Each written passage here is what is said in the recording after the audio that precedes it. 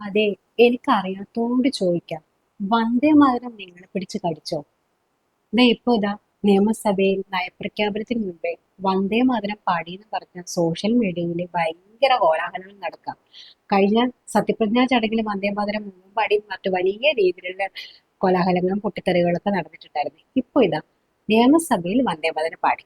പ്രശ്നമാണ്, ഭയങ്കര പ്രശ്നമാണ്. കേട്ടോക്കൂ.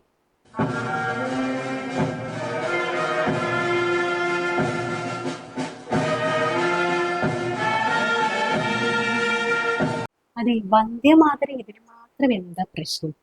ഗവർണർ പങ്കെടുക്കുന്ന പരിപാടിയിൽ വന്ദേമാതരം പാടുന്നത് സ്വാഭാവികമാണ് എന്നാണ് എനിക്കറിയുന്നത്. ചരിത്രത്തിൽ ആദ്യമായി വന്ദേമാതരം നിയമസഭയിൽ പാടി എന്നുള്ള തലക്കെട്ടോടെയാണ് വലിയ രീതിയിലുള്ള ചർച്ചകളൊക്കെ നടക്കുന്നത്. അതായത് നമ്മൾ സ്കൂളിലൊക്കെ പഠിക്കുന്ന സമയത്ത് അസംബ്ലിയിൽ വന്ദേമാതരം പാടാറുണ്ട്, കുറച്ച് ലൈൻസ് പാടാറുണ്ട്.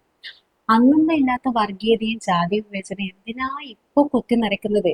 അത് കുത്തി നിറക്കാൻ നമ്മൾ പേരൻസ് തന്നെയാണ്. കുട്ടികളോട് ചോദിച്ചു നോക്കൂ, അന്നത്തെ കുട്ടികളോട് ഇന്നത്തെ കുട്ടികളോടൊക്കെ ചോദിച്ചു നോക്കൂ, വന്ദേമാതരം എന്തിനാ പാടുന്നത്? ആ, ആർക്കറിയാം, വെറുതെ പാടുന്നു.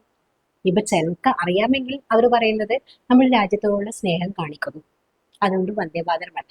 നിങ്ങൾ വന്ദേമാതരോ ജനഗണമനയോ എന്ത് വേണമെങ്കിലും പാടിക്കോ. പാകിസ്ഥാന്റെയും അഫ്ഗാനിസ്ഥാന്റെയും ഇറാന്റെയും ഒന്നും ദേശഭക്തി ഗാനം പാടാതിരുന്നാൽ മതി. അത്രയേ ഉള്ളൂ ഇതിൽ കാര്യം. വന്ദേ മാതരം ഇതിന് മാത്രം എന്തിനാ പ്രശ്നം ഉണ്ടാക്കുന്നത്? ഈ വന്ദേ മാതരത്തിന്റെ ഉള്ളിൽ ലൈൻസിൽ അതിന്റെ അർത്ഥങ്ങൾ എന്തിനാ ചെയ്യുന്നത്? അതൊരു പാട്ടായിട്ട് കാണൂ, അത്രയേ ഉള്ളൂ അതിന്റെ കാര്യം. ഇനി പിണറായി വിജയൻ പറഞ്ഞത് നമുക്ക് നോക്കാം. വന്ദേ മാതരം പാടിയാൽ എന്താ കുഴപ്പം? കേട്ടോക്കും. വന്ദേ മാതരം മുഴുവനായിട്ട് ആലപിക്കേണ്ട കാര്യമില്ല. അതിൽ നേരത്തെ തന്നെ വ്യക്തത വരുത്തിയിട്ടുള്ള കാര്യമാണ്. അതിലെ ആദ്യത്തെ 2 ഈരടികളാണ് ചൊല്ലേണ്ടത്. അതാണ് ഇവിടെ ചൊല്ലിയത്. ആ ചൊല്ലിയതിന് മറ്റു തടസ്സങ്ങളില്ല. അപ്പൊ സഖാവിന് പ്രശ്നമില്ല. സഖാവിന്റെ പ്രശ്നം നിയമസഭയിൽ വന്ദേ മാതരം പാടുമ്പോൾ നിൽക്കാൻ പാടില്ല, ഇരുന്നിട്ട് പാടിയാൽ മതി. പക്ഷെ സഖാവ് നിന്നിട്ടുണ്ട്.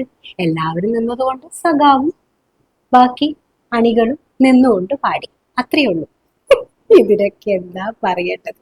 ആ 2 ഈരടി ചൊല്ലുമ്പോൾ തന്നെ നമ്മള് ദേശീയ ഗാനം ചൊല്ലുന്ന പോകുമ്പോൾ എഴുന്നേറ്റ് നിൽക്കുന്നത് പോലെ എഴുന്നേറ്റ് നിൽക്കേണ്ട കാര്യമില്ല. യഥാർത്ഥം ഇരുന്ന് കേൾക്കേണ്ടതാണ്. പക്ഷേ എഴുന്നേറ്റ് നിന്നാണ് എല്ലാവരും അത് കേട്ടത്. അത് ഞങ്ങളും പിന്നെ എഴുന്നേറ്റ് നിൽക്കാന്ന് വെച്ചു. അതെ, ഇന്നത്തെ നയപ്രഖ്യാപനത്തിൽ കുറെ പ്രഖ്യാപനങ്ങൾ നടത്തിയിട്ടുണ്ട്. അതിനെക്കുറിച്ച് ചർച്ച ചെയ്യൂ. ഇനിയിപ്പോൾ അത് KSRTCയിലെ യാത്രയൊക്കെ വേണോ വേണ്ടിയോ, ഈ നയപ്രഖ്യാപനത്തിൽ നല്ലതുണ്ടോ നല്ലതില്ല, അത്തരം കാര്യങ്ങളൊക്കെ ചർച്ച ചെയ്യും. വന്ദേ മാതരം ഒന്ന് വിട്ടു പിടിയന്നേ. വന്ദേ മാതരമൊക്കെ വലിയ വിഷയമാണോ? നിങ്ങളൊന്ന് പറയൂ.